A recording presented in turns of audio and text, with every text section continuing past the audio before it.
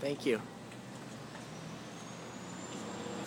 Hey guys, Maxwell Murphy here, coming at you from outside Golden Gate Pizza Indian.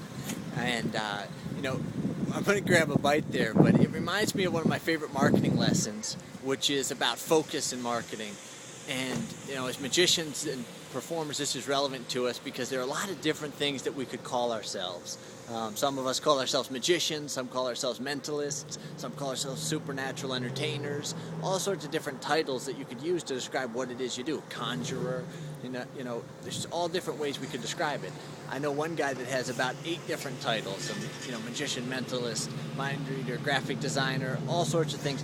It was about eight titles long.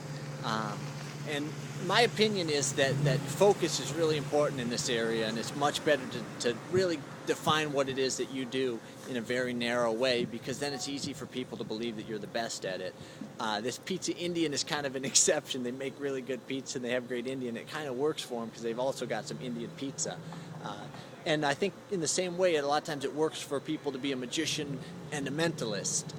To some extent, there's a lot of thinking. A lot of great minds think that it's very important to focus in one way or the other, but a lot of guys do use both and seem to do okay with it. And it reminds me, this whole issue reminds me of a very funny moment. I was driving down the road with one of my friends, and we were driving by this place that said hair and nails. And she turns to me, she says, "Promise me you'll never get your hair cut at a place that does nails." And it cracked me up at the time.